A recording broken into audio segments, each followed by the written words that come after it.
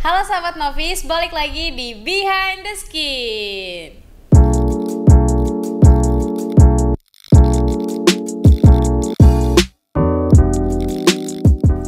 Kepoin perawatan kulit kamu dengan ahlinya bersama Novis Dermatologi. Tepuk tangan dong. Podcast kita pada hari ini masih ditemani oleh 3 dokter dari Novis Dermatologi. Ada Dokter Kori. Halo Dokter Kori. Halo Silmi. Halo Dokter Angel. Halo Silmi. Halo Dokter Jenny. Halo Silmi. Pembahasan kita pada hari ini adalah Men and Woman Repair Cell Treatment yang ada di Novis Dermatologi. Nah, di dalam kandungan Men and Woman Repair Cell ini kan ada plasenta ya dok ya, yang kita bisa sebutnya apa sih bahasa kita tuh ari-ari. Oke. Seberapa penting sih dok peran plasenta terhadap bayi? Kita kupas dari plasentanya dulu dok. Oke, plasenta itu sangat penting ya. Apalagi yang seperti yang kita tahu, plasenta itu yang menghubungkan antara ibu dengan si janin. Dan plasenta itu juga berisi nutrisi yang penting untuk si janinnya nanti, karena berisi nutrisi-nutrisi yang baik untuk pertumbuhan si janinnya nanti. Ya, selain nutrisi juga plasenta itu kan yang membawa kadar oksigen untuk ke si janin. Dan plasenta kan juga sudah terbentuk dari 2 minggu sejak awal kehamilan pertama, dan sampai lahir pun ya pasti masih ada loh gitu plasentanya. Dan walaupun sudah lepas dari si ibu, makanya kan sampai sekarang, bahkan bukan sekarang sih, sejak zaman dulu plasenta sudah dianggap sebagai istilahnya tuh buat daya tahan imun manusia. Makanya dari zaman dulu sudah diproses sedemikian rupa supaya si plasenta itu tuh sangat bermanfaat untuk kosmetik, untuk estetika, kesehatan sampai sekarang seperti itu.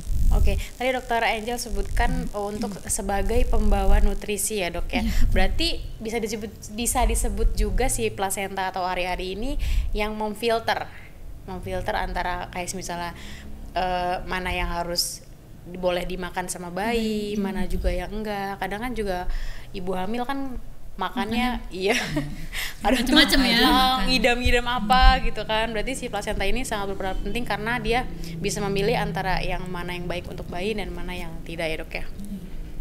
Kemudian kita masih bahas seputar plasentanya dok nih. Fakta atau mitos nih dok, plasenta harus dikubur, digantung atau dihanyutkan seperti itu? Serem juga dihanyutkan saat bayi lahir. Itu benar nggak sih dok? Kalau plasenta sih untuk dikubur kayaknya itu wajar-wajar aja ya, itu hal normal.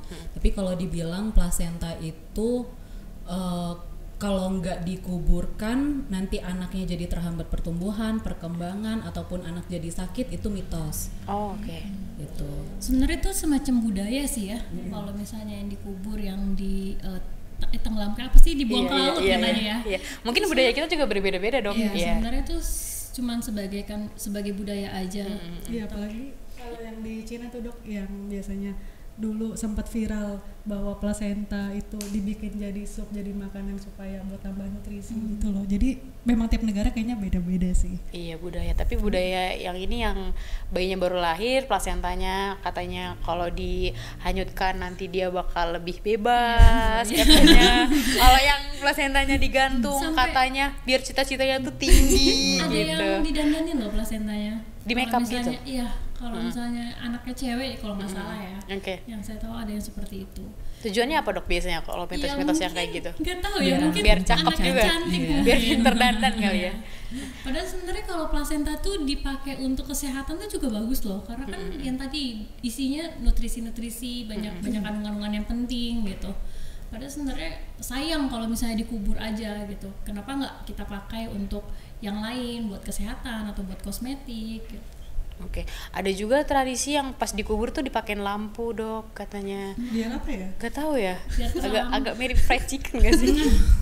Dipakein lampu. Ada juga olok-olokan yang bilang misalnya anaknya bandel gitu. Hari-hari lu di gondol kucing deh kayaknya waktu lahir Astaga. jadi nggak jelas ya. Oke, lanjut dok. Apa sih dok yang terkandung dalam plasenta sehingga banyak digunakan oleh kosmetik bahkan bahan treatment yang ada di Novis Dermatologi sendiri seperti Men and Woman Repair Cell ini? Untuk kandungannya banyak berisi kayak akan asam amino, mineral, peptides, juga vitamin sama growth factor atau faktor-faktor pertumbuhan gitu. Terus ada juga hormon dan ini ya dok ya, PDRN juga. Oh iya ya. betul, ada PDRN juga. Oke, berarti benar-benar pantas aja dipakai banyak ya dok ya di apa sih di kecantikan, karena memang banyak banget manfaatnya dan banyak banget iya something yang terkandung di dalam di dalam ari-ari itu. Oke, sekarang perbedaan dari men and woman repair cell-nya. Berarti kan untuk 2 orang nih dok, bedanya apa sih dok perawatan ini? Sebenarnya nggak ada yang beda ya, yang penting mungkin dosisnya. Kalau misalkan laki-laki biasanya butuh 2 kali lebih banyak, maksudnya dosis lebih besar dibandingkan dengan wanita, tapi bukan berarti wanita nggak cukup 1 dosis aja, bisa dipakai juga dosis sama seperti pria kalau untuk dosis. Terus untuk manfaatnya juga sama-sama bermanfaat, dua-duanya tidak ada yang beda. Jadi kalau untuk woman biasanya kan lebih untuk kesehatan kulit, kecantikan, anti aging juga. Kalau misalkan untuk laki-laki biasanya lebih cenderung ke yang disfungsi seksual seperti itu.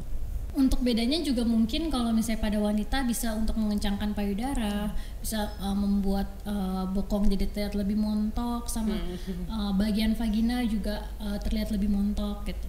Kalau misalnya kalau misalnya di laki-laki mungkin bisa meningkatkan libido juga.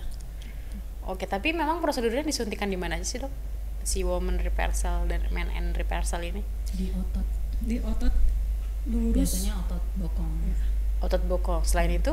Selain di bokong, kita bisa juga suntikan pada wajah. Misalnya pada age recovery itu ada kandungan plasentanya juga. Jadi kan biasanya age recovery kita suntikan pada area wajah ya, untuk meremajakan kulit, juga bisa menghilangkan kerutan atau sebagai anti aging lah intinya. Seperti itu.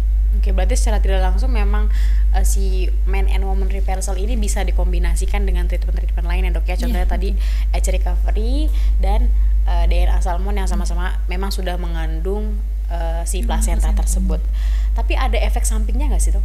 Ya, yang pasti yang namanya suntik-suntikan pasti ada efek sampingnya. Suntik-suntikan, oke. Ya, human placenta biasanya kalau orang yang mungkin ada alergi, yaitu nanti bisa kulitnya jadi kemerahan, bisa bentol-bentol, terus juga biasanya ada yang suka pusing, terus di daerah yang disuntik biasanya juga suka terjadi kebiruan atau biasanya memar, seperti itu sih. Dan itu sih wajar sebenarnya.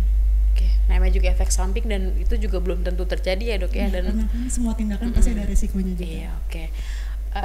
Aku pernah dengar juga dok, selain plasenta manusia yang banyak digunakan dalam metode kecantikan, ada juga plasenta domba. Berarti hewan ya dok ya. Apa sih dok perbedaan dari plasenta, maksudnya perbedaan dan keunggulan dari si plasenta manusia dan plasenta domba ini sehingga sama-sama banyak dipakai dalam metode kecantikan? Untuk dari jurnal, kalau yang disampaikan sih bahwa plasentanya domba ini kandungannya paling mirip dengan plasenta yang ada di manusia gitu. Tapi yang paling yang membedakan itu kalau yang di plasentanya domba, kandungan hormon yang ada di plasenta manusia itu nggak ada, seperti itu. Dan mungkin untuk dari harga juga jauh lebih murah kali ya dibandingkan plasenta manusia, dan lebih mudah didapat.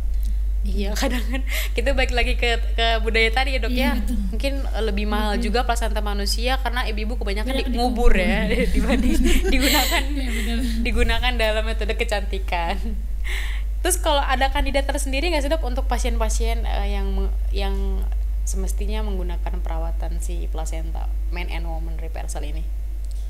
Kandidat ya mungkin karena di kandungan plasenta ini bisa untuk anti aging, kemudian selain itu anti inflamasi.